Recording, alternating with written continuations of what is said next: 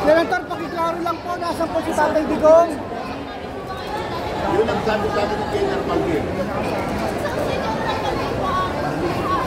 Ang kausap ko kanina sa pagpandito dito. Hindi marinig eh. Sa mga nagpakilala sa akin, sinabas ko lang kalinaw, yung may hawak na unless warrant. Pero tinignan ko, wala namang warrant na paretunan. Wala namang warrant to. Okay, maliwanag po, walang warrant po si Tatay Digong. Nakalagay yung last auction na yan, very order, regarding right natin. Pero there is no warrant na paretunan. What's that? Sen BG. Sir. Sen, nasan po si PRRD?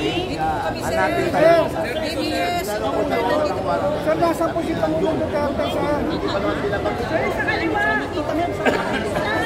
Oh, naipit ng pulis. Wait lang po. Ako naipit na rin. May mga abogado po siyang kasama. Former Secretary of Jordania.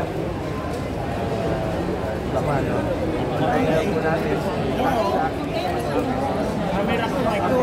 Tati sa amin. Nakalusugan. Ay, so earphone na kayo sa kailangan talagang patayan. Nag-copy ng ako po. Pangulong na tayo mga Kasi makita niyo, share sa natin siya. Sen BG. Ano yung tsura po sa television?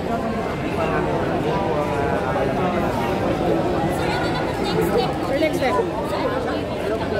sunod naman sa batas ng Pangulong.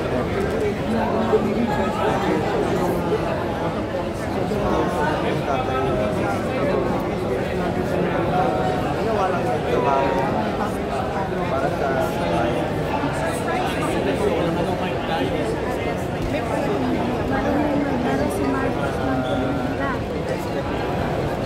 Mahirap hindi siya marami ang laban ng tayo. Sabay po ba?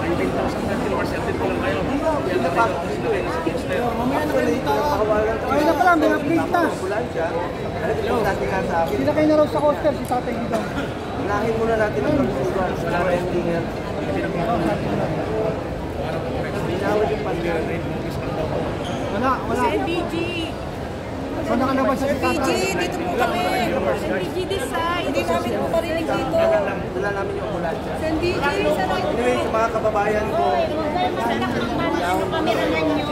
ayun muna natin, alamin muna natin yung katotohanan. Yun lang pong makiusap ko sa inyo lahat. Siguraduhin muna natin na ligtas at maayos sa mga kalusugan nila. Sa pakilinaw, anong estado ngayon? Inaresto o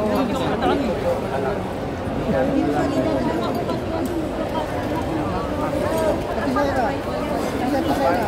Kare, nusok pa nito kare. Hindi kaya na sige na. Pati was taken and was sa isa. Sen BG. Sen. Sen, vlogger side. Sen, vlogger side. Pupuntahan na namin. Hanapin namin sa akin.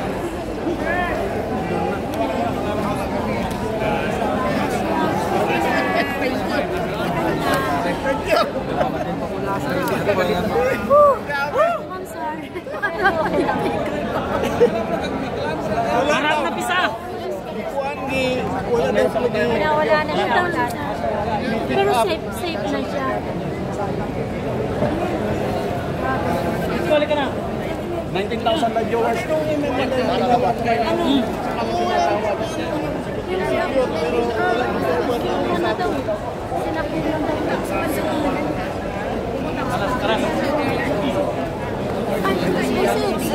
President Duterte. Sumakay yung wala?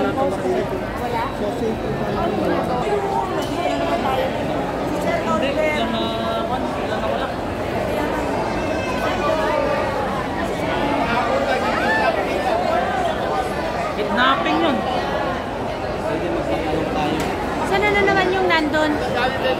Sino yan? Sino yan? Ewan.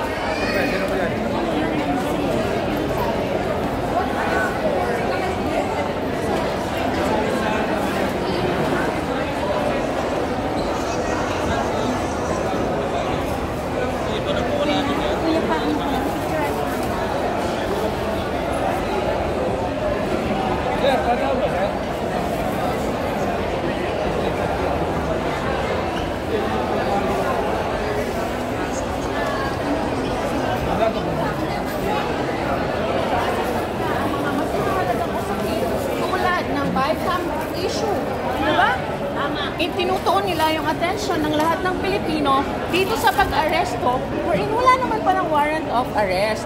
So what's going on? Gusto nang nilang pahiyain ang ating mahal na presidente, Yeah. Rodrigo Roa Duterte. The president raised the salaries of these Filipino police officers who should be protecting and serving the Filipino people. Dapat hindi sila biased, di ba? Look on how many they are here. Ang hirap lapitan ng mga tao, wala kang makausap. Everyone is up to, we just want to see the president landed safe, di ba? Pero hindi natin makita kasi nandyan silang lahat. Si Senator Bongo nandun, hindi natin makausap kasi naka-barricade sila. Hindi naman natin sasaktan the president and the senator, di ba? We just want to ask them, ano ba talaga ang nangyayari? But no one can answer. Wala naman palang warrant of arrest. That's it. And masaya na tayo doon. There is no warrant of arrest. According to them, according to Senator Bongo. And the president just arrived and left. I think sumakay siya sa coaster. Yun ang narinig ko from the side na nandun ako with Senator Bongo. Anyway, let's all pray for our country. Save our country. Save the Philippines. Let's vote for whoever deserves to be the leader, whoever needs to sit at the Congress. Sila dapat ang maupo, yung may utak, may malasakit, and may respeto sa taong bayan. Wasted Filipino tax money. Yes. Event. Am I correct? We wasted so much money, effort with this event. There is no warrant of arrest, and that's all I can say. That is from Senator Bongo. He just said that, di ba? There's no warrant. So, sinayang ako. I think so. Doon magaling ang lahat eh. Di ba? Everyone is pushing for a warrant of arrest. Arrestuhin siya, and we all came here. But there is... Oh yeah, pag-usapan na lang natin yung bycam. Di ba? Yes. No, they're trying to divert the attention of the Filipino people to this event. O, diba? O, ano na nangyari? Wala na. Paalis na si former president or nakaalis na. Diba? And they press release that he will be arrested. Nasaan ang aresto? There is none. So, fake news, I think. Fake news. So, pwede bang patawag din nila yung mga vloggers nila? I think so. They have the balls to do. Yeah. Call vloggers from the side of PRRD. Then why not call the vloggers from their side? Diba? Yes. Face to face. Fake news sila. Yeah, sanay naman na tayo dyan. But we all came here to support the president. Diba? May isa nga dyan convicted sa Congress, nandoon pa din, diba? So, ba't hindi aksayahan ng panahon ng mga kapulisan natin na arestuhin yun? Convicted. Diba? Convicted with child abuse, diba? Oh, ba't hindi yun? Ito, pag-uusapan pa lang naman eh. So, let's not waste our time here. Naloka tayong lahat with a fake warrant of arrest. There is none, okay? Ayun ang sabi nila. According to them, there's none. Yeah, only a red notice. So anyone can search on Google, di ba? Yun nga nakaupo sa Congress, magaling mag-Google eh. So all, di ba? Tayo lahat din, we can Google what's the meaning of red notice. Oh yeah, di ba? That's according to Senator Bongo, there's no warrant. Oh. Anyway, thank you so much everyone. Thank you. And magsama-sama tayo. Lalabanan natin ang fake news nila.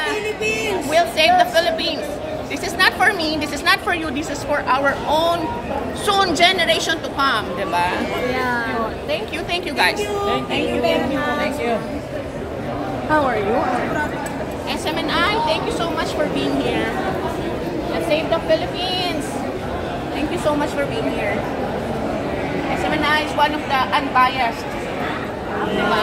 The best ang Yeah, SMNI, unbiased. Thank you. madam, ano nga po pala pangalan nila? Roy Galfo from Valenzuela City. Thank you. Supporter niya na ako ever since. However, napatakbo talaga ako dito kasi according to the group chat of a lot. Hi. Oh, sure.